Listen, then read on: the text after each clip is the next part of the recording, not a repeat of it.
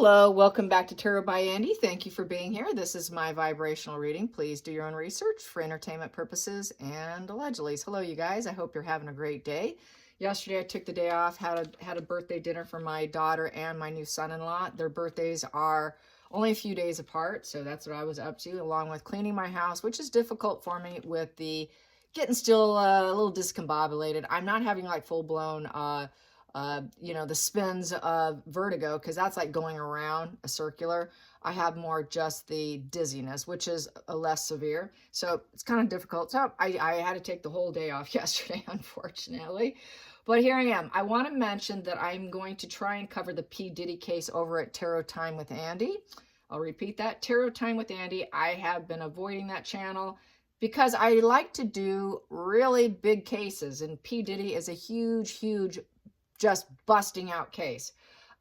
There's a woman by the name of Jaguar Wright that was brought to my attention today on Twitter. So thank you who did that for me. Hopefully she's listening. So I'm giving you credit, but I forgot your name. I didn't know who she was. And so then I went to YouTube, I typed in her name, and I ran on this song. She's a singer, black female, and she's jazz, and she does jazz. And the song title is The What Ifs, The What Ifs. I fell in love immediately with her. I was like, oh my God, she's as smooth as butter. That is one of my secret passions that I have never revealed to you guys, is I absolutely adore black female jazz singers. I tend to be very old school, I will admit that, but man, she is butter, absolute butter.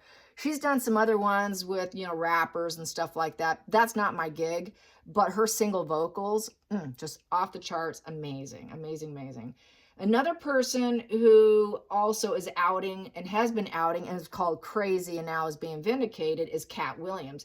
Katt Williams was a comedian, very good, drug-free. He's been saying it for years. He had 30 years in the business collecting secrets, and he was outing everyone. He lost his career as a result. So it's a beautiful thing to see these two people getting the vindication that they've needed, and everyone thought they were crazy, and they weren't crazy. So at last, right? So anyways, other ones, since I'm revealing a little bit about myself, in terms of women that can sing like no other, I'm a little old school, I have to admit that. Sade is one. She was always like one of my first loves. I haven't listened to her in a long time, but I got to get back to her. Also, some other ones is Karina Bailey Ray. I discovered her recently. Absolutely gorgeous voice. I've always loved Christina Aguilera. She sang at last for Etta James's funeral. Etta James is another one who absolutely just knocked it out of the park, in terms of skill. Absolutely amazing, but before my time, and Christina Aguilera did, she said that she made her career based off trying to mimic and mirror her vocals, her entire career. She was her inspiration. And we know Christina Aguilera can hit every note, right? So just like Vanessa Williams. Vanessa Williams is another one. Another one is Nina Simone, Billie Holiday, Ella Fitzgerald, and are some of the other ones that I really like. So yeah, now you know what my thing is. It was funny, about a year ago, our family was sitting around at a table and we were asking each other, what do you want to be if you came back in your next life? And my answer was, I wanted to be a jazz vocalist, but I wanted to be laying on top of a piano, sexy, with an evening gown on. So maybe that will be coming true in my next life. FYI. LOL. Okay, keep my day job. Here we go. So Meghan, carrying on with the pair that we're all getting tired of, gate crashing. Meghan's a gate crasher, and she was prevented from going to Kevin Costner's estate. Harry went by himself on Friday night. She claimed she was sick. Meghan's sick. No, she wasn't sick. She was prevented, okay? She was prevented from gate crashing. It was held on September 23rd for first responders. Oprah was there. Don't like her. We know about Oprah, right? She also was friends with P Diddy, most likely. I think she was in there. There were some pictures with her on there. Anyway, so she said it was due to sickness. Yeah, I think, that sickness is just in her head, really. We know that what they do is if she did go, she would manufacture chaos. She would grab the microphone. She would do some awkwardness on the stage. She would try and love bomb him, try and get his money, try and get in his pants, all the whole 9 yards, right? She would cause crazy making arguments, distractions, putting the focus on herself. taking center stage. You know, she would sabotage the events by being herself. If she had any put down, she's going to get angry behind the scenes, not on stage, not on camera, but behind the stage. There's going to be drama, drama, drama. You know, she's just a sabotager of every event. She would markle the event. They didn't want to be markled. You know, so anyways, yeah, she would provoke and triangulate and, you know, just all that good stuff that she does, right? So I have this picture that I was inboxed on Instagram, and it's a picture of Harry's face being all bludgeoned and beat up with black eyes. And that was after the event of going to Kevin Costner's place. So yeah, we know that he's gonna, but the thing is, we know they don't live together. So that would be when that would be if he actually saw her getting black eyes and whatnot. Her violence, she's a very violent, triggered individual, feeling slighted. She's going to keep that boiling up rage, probably for Harry's face or something, or throw something at his head. Kind of like the way Amber Heard was with Johnny Depp. She would throw things at his head. You know, you better just duck and get out of the way. I'm sure Harry probably didn't go near her. I'm sure he didn't. He probably went straight home to his own pad, not her pad, since they don't share the same pad. But everyone likes to think and assume that they do, but they don't. But let's get some energy. Anyways, it'd be fun to see how Meghan was feeling, how slighted, what was her energy. Throw a little on Harry too. So how are they feeling? You know, she doesn't like this. Big names there, a lot of people. She always likes to look like she's a sainthood Meghan. And nobody's buying into it. She's been absolutely blacklisted from Hollywood. Lady C talked about the blacklisting. Everybody's got her game. Nobody's willing to work with her. She's simply not worth it. And I said this in a spread. Her past is in her current. Everybody's always known. It has always been there. She's always been a problem. And that's never going to go away. She's going to be that way till her death.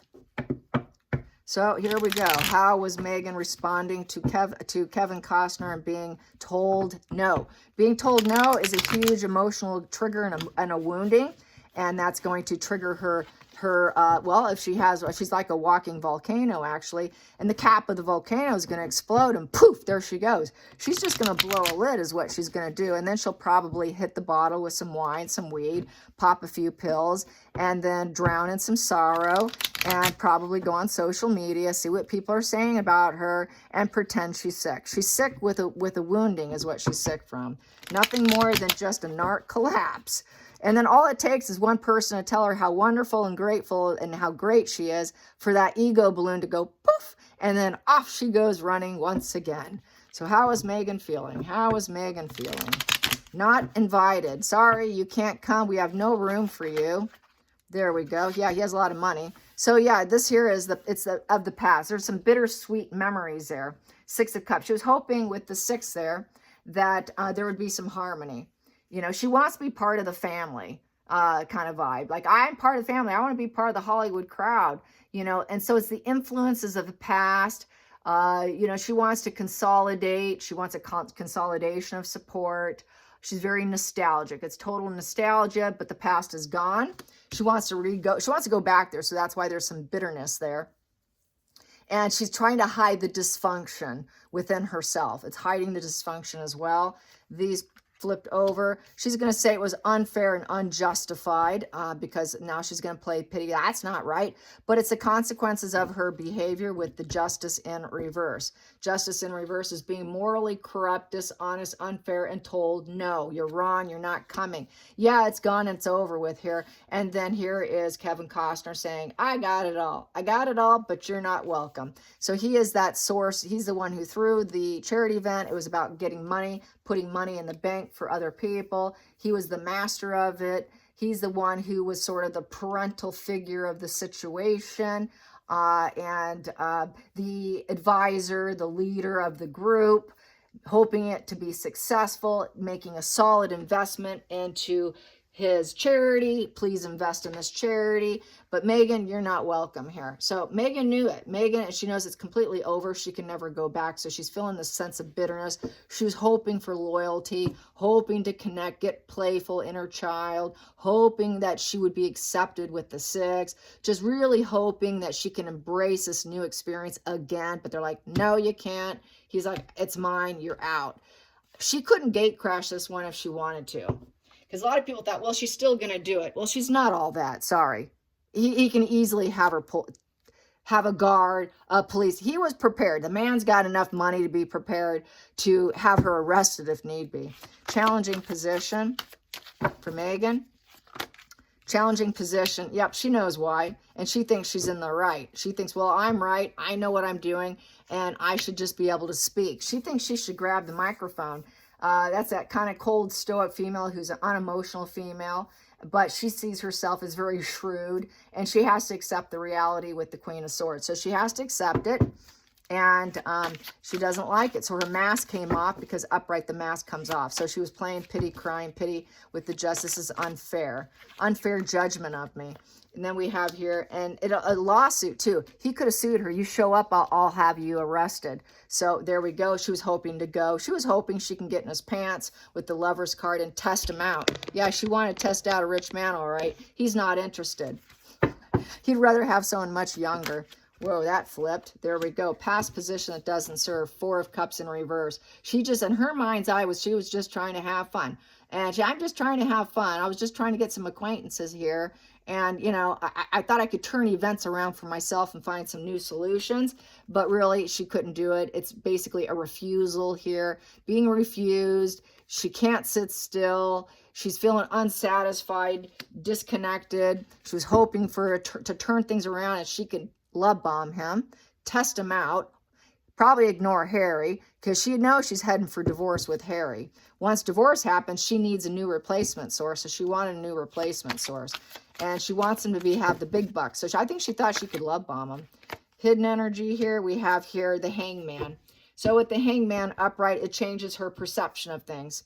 She's like, well, I guess, how can I do that? She really thought she could change the perception of herself with him, and she can do a redo. She wanted a redo. I've talked about her doing redos.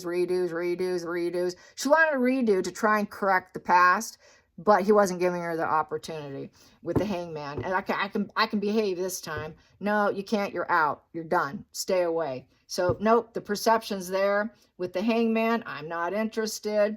You know, she thought she could change it. She thought she can get that new perspective. She could break that pattern, which she did before, but he's like, not interested, babe. Stay home. And she knows why. She understands exactly why with that Queen of Swords upright.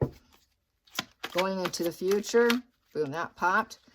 No one's willing to help her out now. And this is why she's struggling and she's playing victim here with the 10 of Wands in reverse. So she probably offered to help out. Can I help you?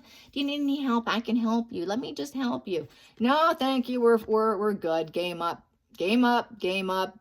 10 of Wands in reverse. I do not want to reconcile with you again. No, thank you. We're going to take a different approach. We won't be needing your help. Now, I know feeling oppressed and needing help and helping others. No. Now no one's willing to help her out of her own mess. She needs help. She's not getting it. So she's going to claim it's not my fault.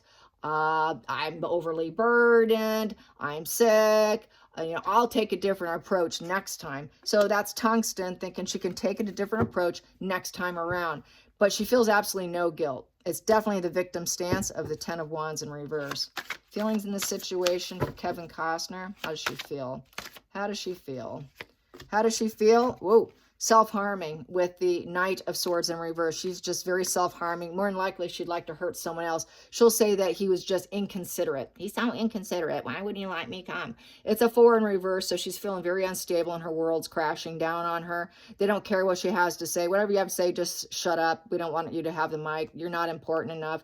Just shut up, shut up.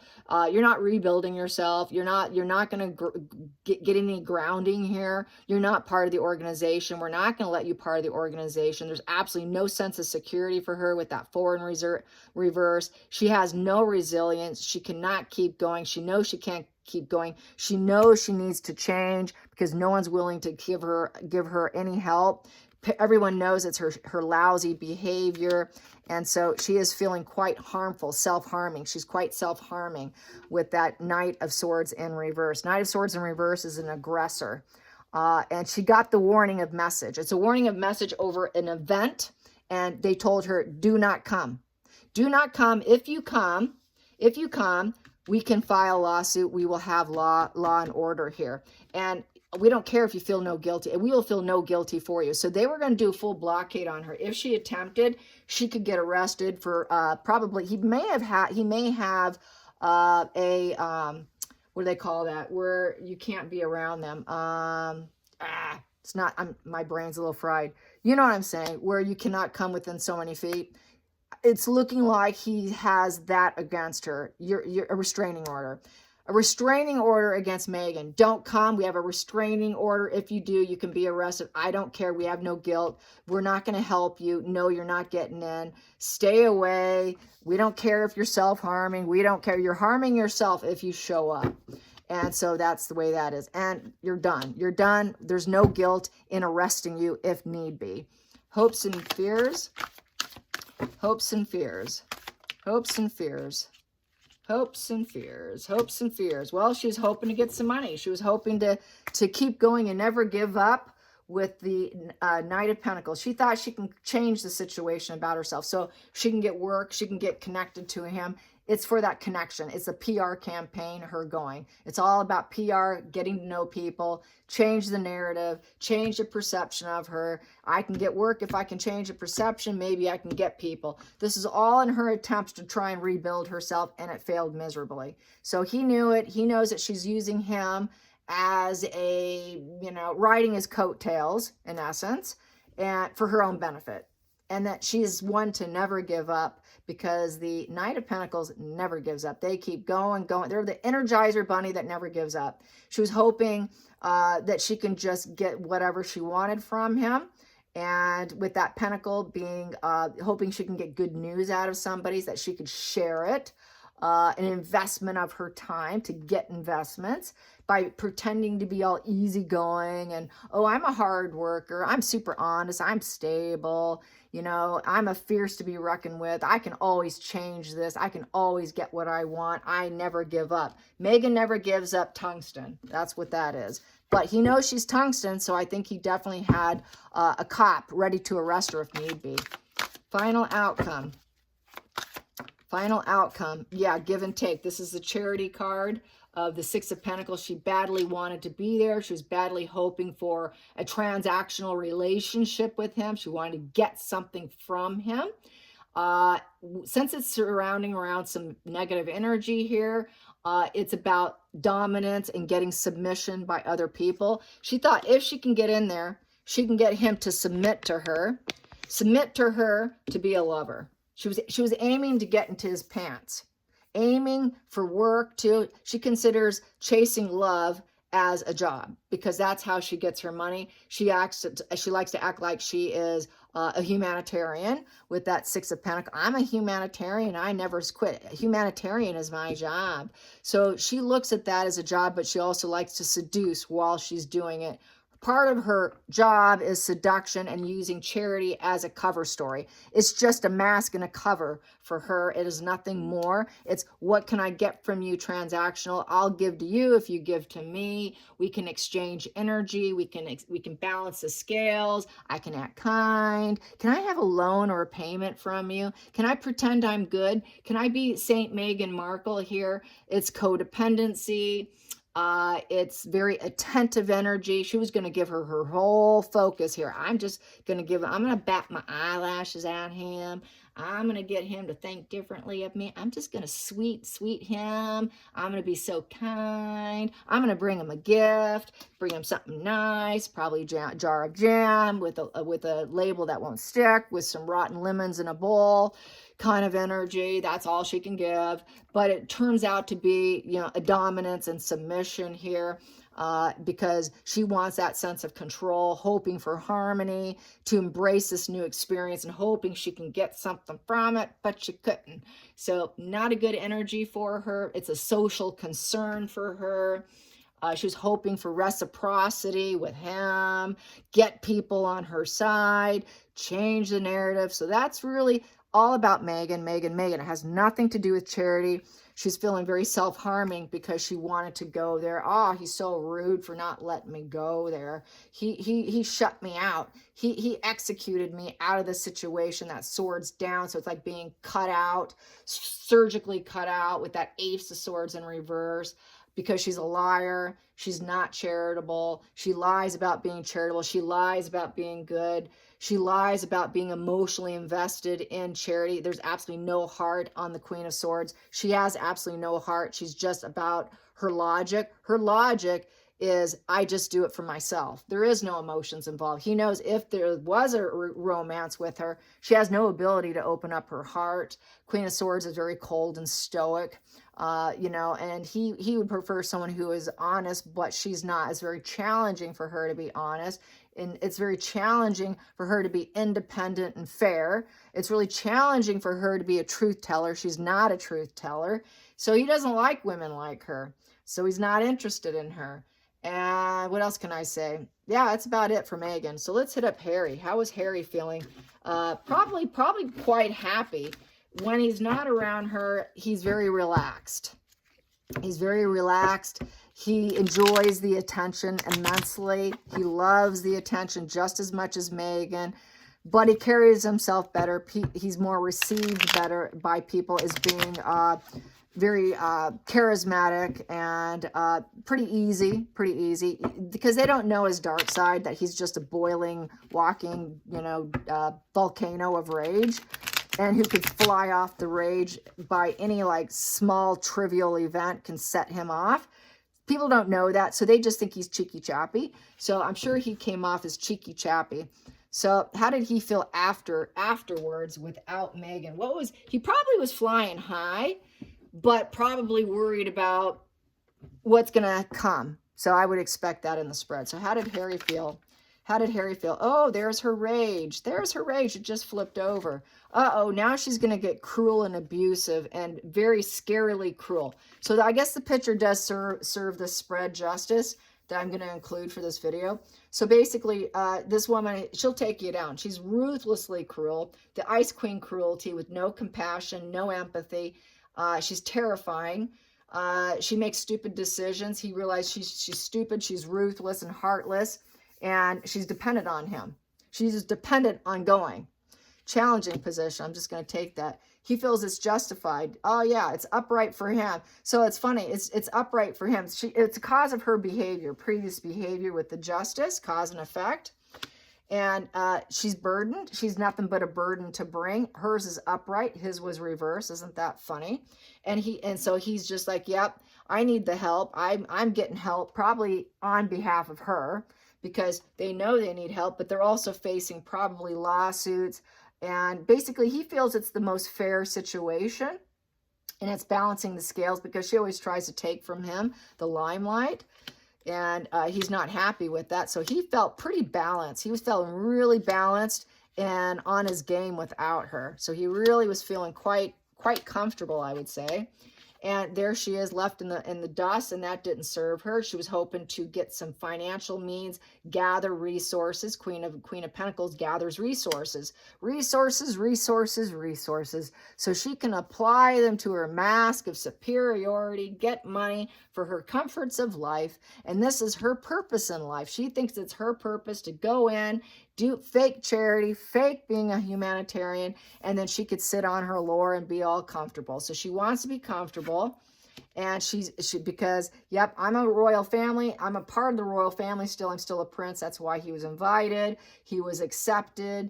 They embraced him. He was feeling good. So it's a positive energy for him. He felt like, I can climb the ladder without Meghan. You know, she's a social climber for money. He's hoping to be a social climber to get back so people see him for himself without the attachment of her. Going into the future, which doesn't serve him, is the Hermit in reverse. He's very lonely. He's isolated. He's miserable. He's not learned much. He cannot get back into the family. He's been told no. With the Hermit in reverse, it's not even a maybe. He just can't get back in. He's fearing for himself. He's searching for a relationship outside of Meghan. He knows he still has her. He knows she searches for a relationship when she does these things, because the lawyer card, the laws here, the divorce is sitting on the table. They're both looking for the next primary source of supply, in essence. It puts him in a midlife crisis here. He had a very childlike vibe, enjoying himself immensely, felt a sense of freedom because it's a childlike vibe of midlife crisis with the Hermit in reverse. And so it was like a second childhood, having a lot of fun. But he has a tendency to also get in that sort of stuck in the mud energy. So it probably came and gone. It probably was more highlighted with drugs and alcohol, FYI, entertainment purposes. Because he doesn't really learn his lesson. He got to glow up. Yep, everyone celebrated. It was a success.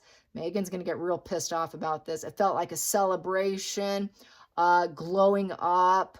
It was good fuel, popularity, on the right path. He felt respected. It was triumphant. He just loved it. He enjoyed himself. He loves the attention just as much as Meghan. Outside influences, he feels like he got something out of it. He learned something from it, which is really rare for him, I will say. Basically with the Eight of Pentacles upright, so he was fulfilling a promise by showing up. He was very highly motivated. He's not the boss of it, but he got to feel like he wasn't an idiot. He felt like he was part of something, and he felt like, now I can manifest something better here without Meghan. It felt like a really good manifestation here. Next position here was, getting offered money. He was able to donate some money there. That's a proposition with the Ace of Pentacles. It was financially motivated going, and it was a success. They got a lot of money for it. They raised a lot of money. They got a lot of donations there. And it felt good. It's a very good high vibe feeling. So he really was happy. But unfortunately, with the Ten of Pentacles in reverse, is they are at a loss. They're divorcing. He cannot get back to his family. He's running out of money. He doesn't have the financial means for, even though he got the 8 million, it's not going to last very long. So basically his legacy, even though he showed up, he knows in his heart, his legacy is shattered. He cannot get back in with his family. It's also the inheritance money in reverse. So donating some money took a chunk out of that $8 million that he just got. And so that puts him in a little bit of a misery.